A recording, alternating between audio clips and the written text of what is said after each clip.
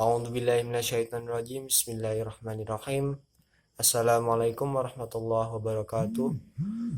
Baiklah, nama saya Sulaiman. Saya mahasiswa dari Lokal Syasyah 3C, Prodi Hukum Tata Negara. Di sini saya akan menjelaskan tentang peradilan pajak. Pernahkah Anda mendengar tentang pengadilan pajak?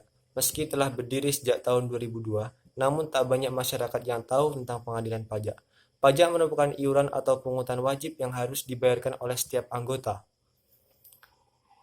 Setiap anggota masyarakat sebagai sumbangan wajib kepada negara atas pendapatan dan kepemilikan barang kena pajak.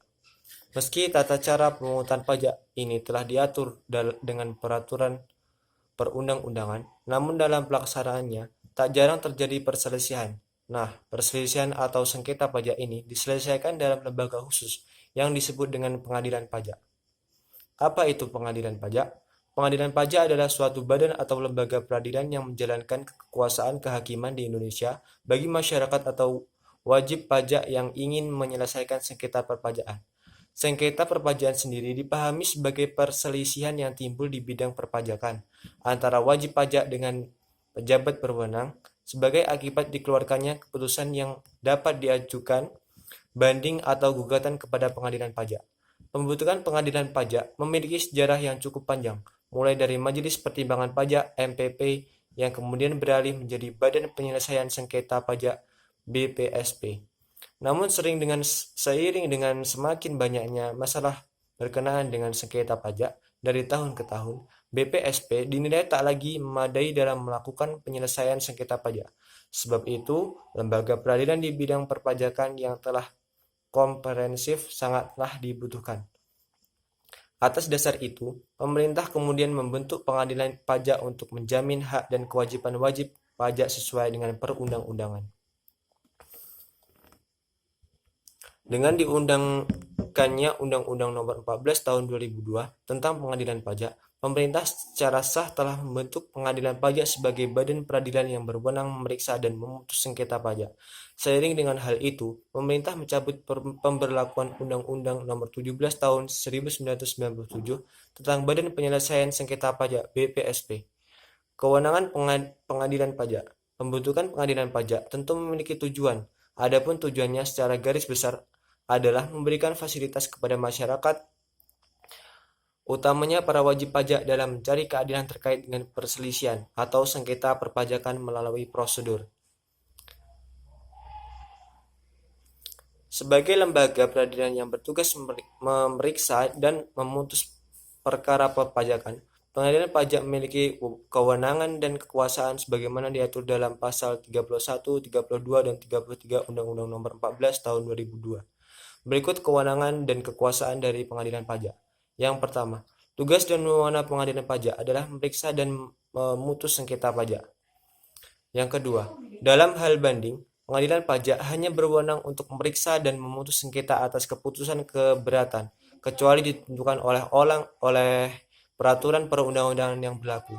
Yang ketiga, dalam hal gugatan, pengadilan pajak berwenang untuk memeriksa dan memutus sengketa atas pelaksanaan penagihan pajak atau keputusan pembentukan atau keputusan lainnya, sebagaimana dimaksud dalam pasal 23 ayat 2 Undang-Undang Nomor 6 Tahun 1983 tentang Ketentuan Umum dan Tata Cara Perpajakan, yang telah beberapa kali diubah, di mana yang terakhir dengan Undang-Undang Nomor 16 Tahun 2000 dan Peraturan Perundang-undangan.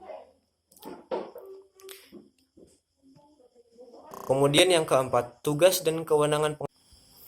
Kemudian yang selanjutnya, jenis gugatan dalam pengadilan pajak.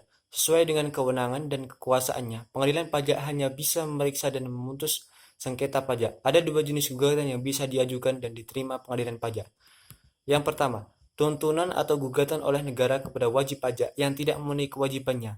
Dalam jenis gugatan ini, proses persidangan penagihan pajak hanya bisa dilakukan setelah adanya peneguran dan peringatan. Jika wajib pajak atau tergugat terbukti lalai dari kewajibannya, maka pengadilan memiliki otoritas untuk menyita dan melelang asetnya. Kemudian yang kedua, gugatan yang diajukan oleh wajib pajak atas proses penagihan pajak yang di dalamnya Kemudian yang selanjutnya jenis gugatan dalam pengadilan pajak. Sesuai dengan kewenangan dan kekuasaannya, pengadilan pajak hanya bisa memeriksa dan memutus sengketa pajak. Ada dua jenis gugatan yang bisa diajukan dan diterima pengadilan pajak. Yang pertama, tuntunan atau gugatan oleh negara kepada wajib pajak yang tidak memenuhi kewajibannya. Dalam jenis gugatan ini, proses persidangan penagihan pajak hanya bisa dilakukan setelah adanya peneguran dan peringatan. Jika wajib pajak atau tergugat terbukti lalai dalam kewajibannya, maka pengadilan memiliki otoritas untuk menyita dan melelang asetnya. Yang kedua, gugatan yang diajukan oleh wajib pajak atas proses penagihan pajak yang dialaminya, misalnya proses penagihan pajak yang tidak sesuai dengan peraturan perundang-undangan yang berlaku atau adanya penyitaan aset tanpa disertai dengan peringatan terlebih dahulu. Kemudian yang selanjutnya, tata cara mengajukan gugatan ke pengadilan pajak. Pengajuan gugatan oleh wajib pajak atas proses perpajakan harus dilakukan dengan melayangkan surat gugatan berbahasa Indonesia kepada pengadilan pajak. Dalam pengajuan surat gugatan tersebut harus disertai dengan salinan putusan yang dikeluarkan oleh tergugat, data dan bukti pendukung lainnya, serta surat kuasa bermaterai jika penggugat diwakili oleh kuasa hukum. Jika dalam proses gugatan penggugat meninggal dunia atau perusahaannya dikuldasi, maka surat gugatan dapat diwariskan kepada ahli warisnya. Adapun tahapan dalam persidangan pajak sebagai berikut. Yang pertama, diawali dengan penyampaian surat gugatan uraian gugatan dan surat bantahan antara wajib pajak sebagai penggugat dengan pihak yang tergugat. Yang kedua, penggugat memiliki kesempatan untuk menjelaskan secara lisan dan memaparkan bukti terkait dengan gugatan uraian gugatan dari surat bantahan wajib pajak sebagai penggugat dengan pihak yang tergugat. Kemudian yang ketiga, penggugat memiliki kesempatan untuk menjelaskan secara lisan dan memaparkan bukti terkait dengan sengketa pajak.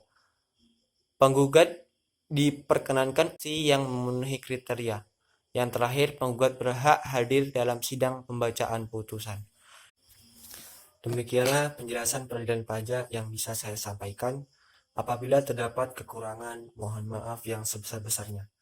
Dan semoga penjelasan peradilan pajak dari saya bisa bermanfaat bagi kita semua.